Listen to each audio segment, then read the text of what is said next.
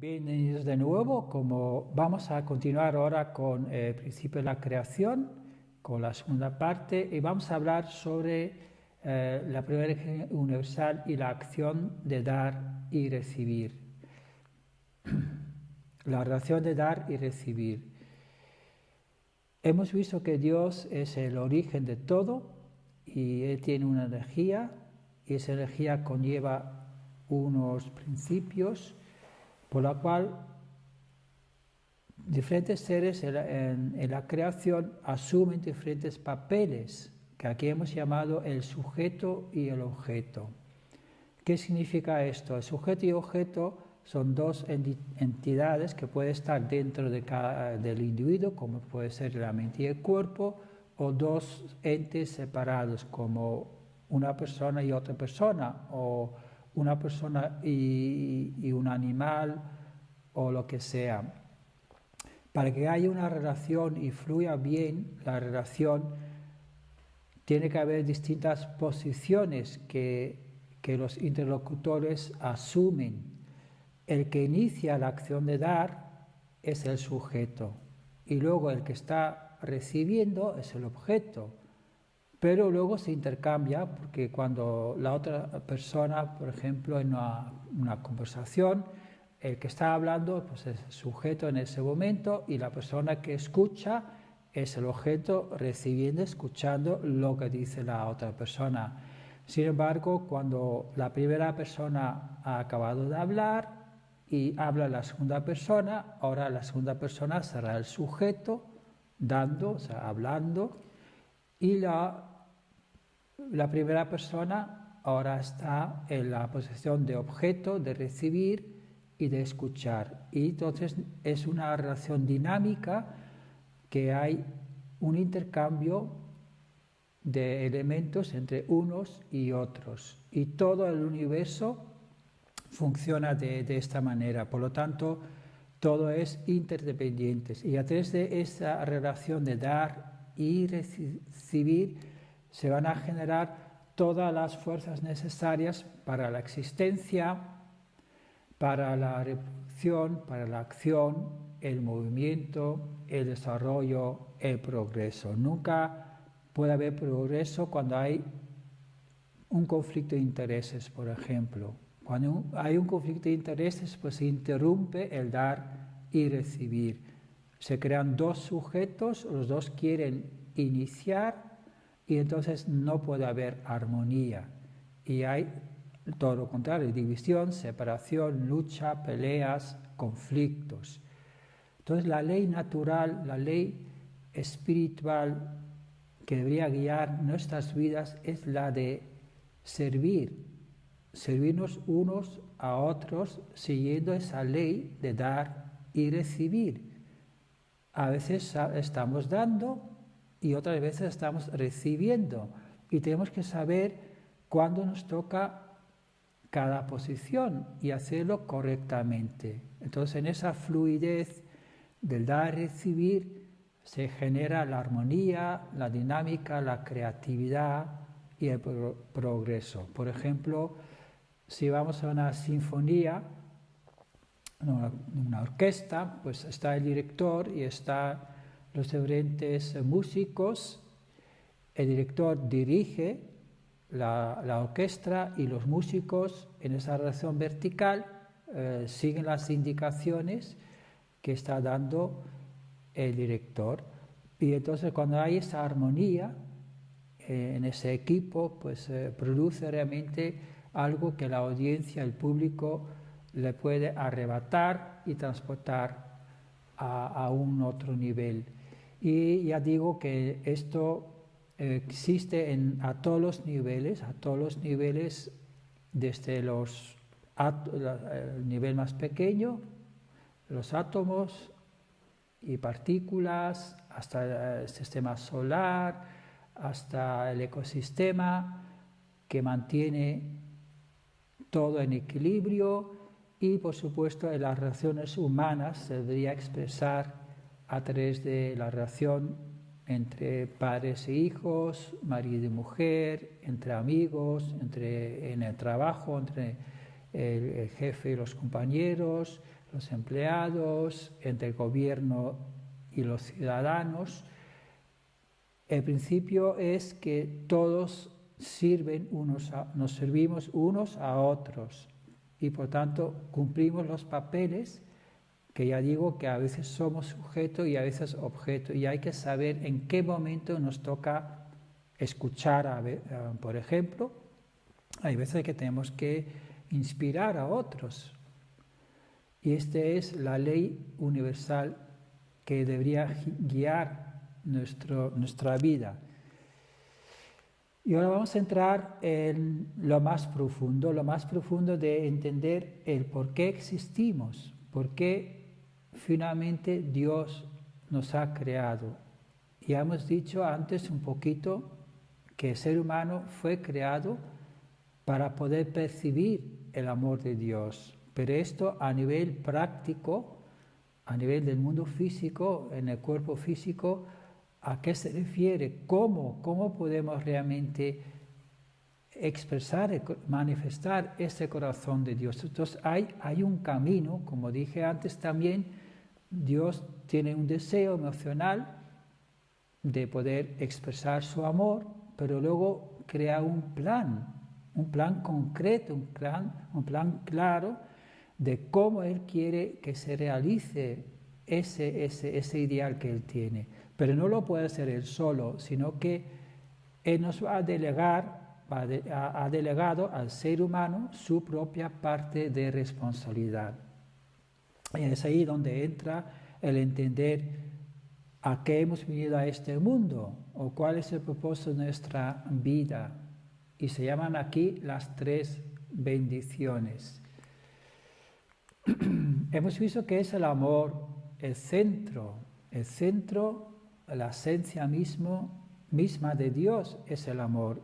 Y el amor es tal que no puedes existir por sí mismo. Aunque Dios es autoexistente y Él podría existir por sí mismo eternamente, sin necesidad de nadie, puede existir por Él mismo infinitamente.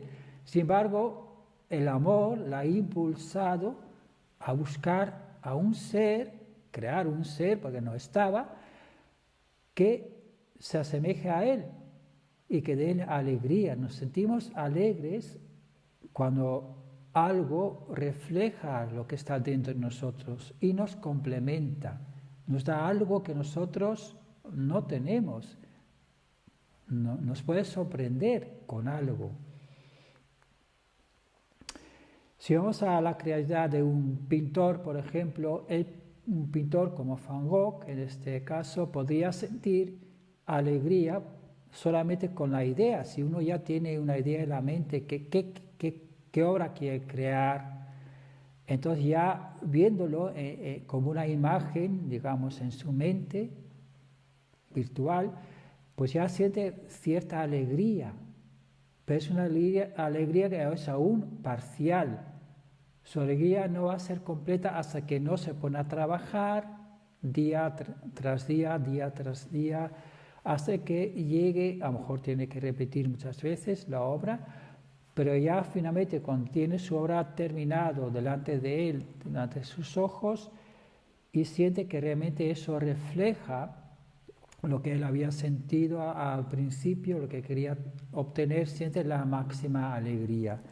De la misma manera también Dios es lo mismo, Él tiene un ideal de la creación en su mente, pero hasta que no se manifieste de forma real en el mundo físico y en el mundo espiritual, no va a poder sentirse plenamente satisfecho. Bien, pues es el ser humano quien debe realizar ese deseo, ese anhelo que Dios tiene de manifestar el amor. Dios necesita a alguien a quien amar y es el ser humano que es el objeto de su corazón. Entonces, el ser humano tiene esa capacidad de llegar a heredar y percibir y transmitir el corazón, el amor de Dios. Y Dios nos ha dado una herramienta para realizar ese deseo que Él tiene, que es nuestra propia responsabilidad. viene reflejado en el Génesis como esas tres grandes bendiciones: creced, multiplicaos, llenad la tierra, sometedla y tened dominios. ¿Qué es lo que nuestros primeros antepasados deberían haber conseguido y no lo lograron? Y es la pauta que nosotros tenemos que haber heredado a través de la tradición que ellos hubieran establecido. Vamos a ver entonces las tres grandes bendiciones: creced, multiplicaos y dominad a la creación. Empieza con la primera bendición, creced. ¿Qué significa crecer? No es solamente crecer físicamente o biológicamente, que también tenemos que crecer biológicamente, pero significa también madurar a nivel interno, a nivel psicológico, a nivel mental, a nivel espiritual. Como hemos visto, el ser humano, se compone de mente y cuerpo, y cada uno tiene sus propios deseos. La unidad de mente y cuerpo se consigue cuando podemos poner los deseos del espíritu por encima de los deseos del cuerpo. Cuando damos prioridad a los deseos espirituales sobre las del cuerpo. No es que rechazamos el cuerpo, ni pensamos que la materia es mala, sino todo fue creado por Dios y todo es bueno en esencia. Sin embargo, el ser humano es un ser en esencia espiritual y por lo tanto, cuando damos prioridad a los deseos espirituales, podemos ir creciendo, madurando como personas, seres espirituales. Y especialmente se trata de desarrollar nuestra capacidad de amar, nuestro corazón, que debe llegar a reflejar el corazón de Dios. Y cada persona, como dije antes, es única y ha sido dotado con un rasgo único de la personalidad infinita de Dios. Por lo tanto, cada persona tiene que encontrar en sí misma esa característica, esa personalidad única que Dios ha puesto en él o en ella como individuo. Estamos hablando aquí del crecimiento de los individuos, de cada persona individual.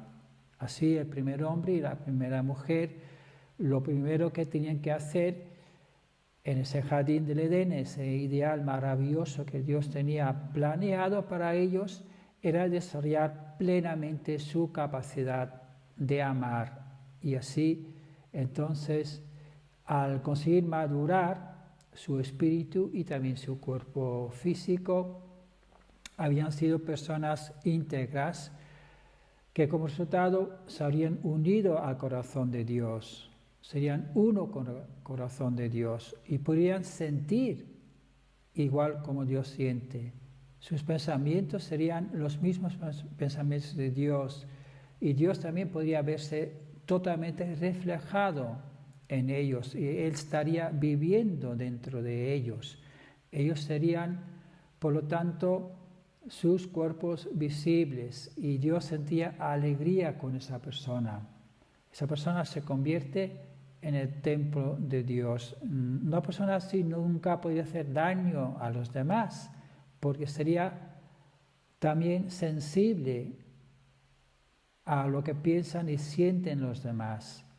Nunca podía anteponer su interés propio por encima del bienestar del conjunto. Una persona así viviría siempre por el bien de todos y cada uno de esos individuos pues estaríamos sirviéndonos unos a otros. Entonces sería realmente el mundo ideal. Ese es el mundo, el esquema que Dios había pensado para los individuos.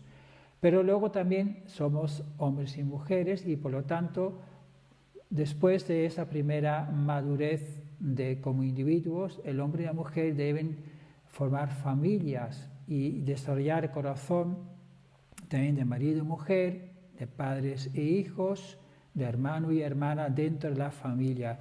Y ese amor de Dios debería haberse expandido formando tribus, sociedades, naciones y un mundo que refleja ese amor, ese corazón de Dios. Entonces, el mundo sería una gran familia mundial de hijos e hijas de Dios.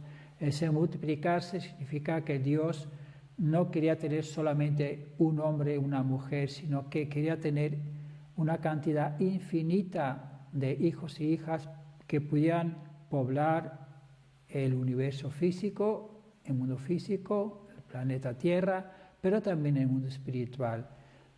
Entonces ese es el propósito también de nuestra vida, es sobre todo formar familias donde Dios sea el centro, donde podamos experimentar el amor de Dios, que sería vertical, pero al mismo tiempo también horizontal entre la gente.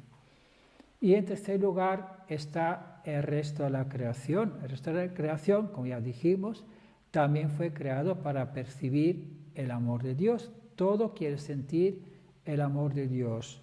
Entonces el ser humano ha sido creado como el mediador y el Señor o la Señora de la creación. ¿Eso qué significa? Significa que una vez que ya tenemos el amor de Dios, podemos con nuestra creatividad usar bien todos los recursos que la naturaleza nos pone a nuestra disposición. Y nunca haríamos lo que estamos haciendo ahora, es tratar la creación con egoísmo y maltratarlo o extinguir animales, especies de animales o polucionar el aire, y etcétera, etcétera. Sino todo lo contrario, todo nuestro sistema social, economía, política, el gobierno, toda la ciencia, tecnología, cultura y arte estaría basado en el corazón de Dios, en el servirse unos a otros, en crear un mundo donde todo el mundo realmente está viviendo en condiciones de igualdad en todos los sentidos y que realmente compartimos todos los recursos que Dios nos ha dado en el mundo. Y así, de esta manera, hacemos copartícipes también a todos los seres de la creación del amor divino. A través de nosotros ellos pueden percibir, aunque sea indirectamente, el amor de Dios. Y por lo tanto, todos estaríamos contentos y felices. Y es así como Dios va a sentirse satisfecho. Pero como ya he dicho al principio, aunque Dios tiene este ideal maravilloso, Él cuenta y nos ha dado un voto de confianza para que nosotros podamos cumplir nuestra propia parte de responsabilidad. Bien, con esto terminamos esta parte del principio de la creación. Luego vamos a ver la parte de la vida después la muerte, del mundo espiritual, que también va a ser muy interesante. Muchas gracias por vuestra atención.